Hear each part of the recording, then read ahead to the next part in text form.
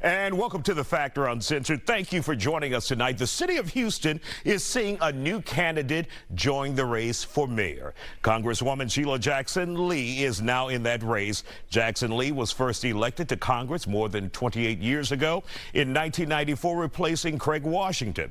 If elected, she would become the first black woman to serve as mayor here in the city of Houston. Now, Jackson Lee joins a list of competitors in the Houston mayoral race. Here they are. They include Chris Hollins, Robert Gallegos, Gilbert Garcia, Amanda Edwards, and Senator John Whitmire. Until now, experts argued Senator Whitmire as the most obvious front runner. Tonight, we want to talk about it, Jackson Lee's candidacy with changing the game. Let's turn to our guests who are here on the Factor Uncensored, political analyst Marcus Davis, Dallas Jones, and Houston City Council member Michael Kubosh. Glad to have you all here on the Factor Uncensored. Great to be here. Thank you.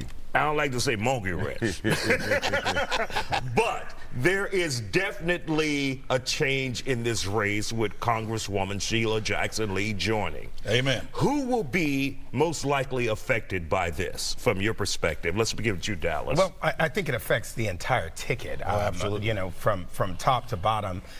You know, Congresswoman has been a long-standing fixture in Houston politics and national politics, and certainly a name that does not require quite as much cash to garner a name ID that perhaps some of the other candidates will. And so if you're the front runner, it either pushes you down. If you're one of the people of color in this race, it certainly cuts into that part of the electorate and your path to your viable path to victory. And so it literally throws the entire thing into a frenzy, which is why we're sitting here talking about it today. Exactly. Now, Marcus, Senator John Whitmire, in your opinion, was that the person to lose in this race? Was this his race to lose? No, that wasn't my opinion. I'll leave that to the others. My opinion is there's an election day, and like they say in basketball, we play the game for a reason. So we have election day for a reason. But there's always a front runner. We have election day for a reason. There's always a front runner and someone with name recognition. Front runners and go to people who want to sit aside with their pencils and their pens and keep score and all that kind of good stuff. That's me. At the end of the day, we have a Final Four right now that broke everybody's bracket.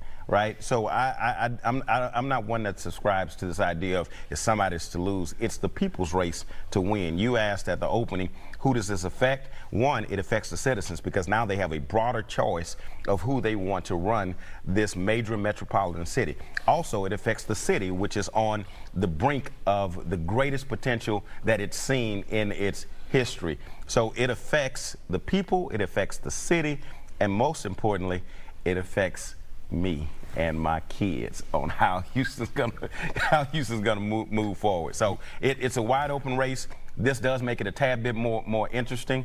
And now, you know, the city needs a depth of leadership. Now they have a depth in this race, and they got to make a decision. All right, Councilmember Kubosh, your thoughts about this? Well, race? this is exciting times. When I heard that she'd gotten in the race, I said, "Wow!" You know, because if I go to a funeral in her district, if I go to any event in her district, she's there, and always, and she's so gracious. And when people in her district that are leaders get sick, she'll go to the hospital to see them.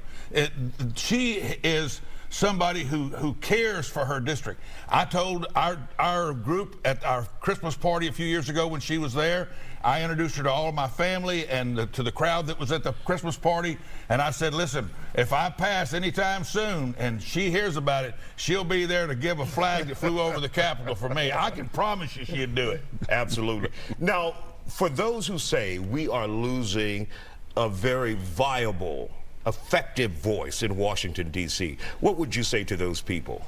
Well, I would say that for more than 30 years, as I mentioned, the Congresswoman has been a voice for Houston for this reach in Congress. And political winds ebb and flow. I mean, we've seen the blueprint for this type of run here recently in Los Angeles, where longtime Congresswoman Karen Bass decided that she wanted to go home and run her city. And so she did. She ran a very tough race against a very well-funded white male opponent, and it came down to the wire, and Congresswoman Bass is now Mayor Bass of LA. And so there's some precedent for this. We understand that there'll be a number of issues that'll play really big in this election, crime being one of them. You know, and I think the Congresswoman will have to look at her record on these issues, look at what she's done in Congress, and I think that's something that she's going to bring to the race and that she's going to lean on in terms of the other people in the race. It's like, here's what I've done. And so it's again, I think I haven't seen the Houston political scene so excited. My phones have been ringing off the wall today. Friends from around the country have gone, you know, what's going on in Houston? Which is an important point, the friends from around the country, because what she's bringing to this race is national recognition.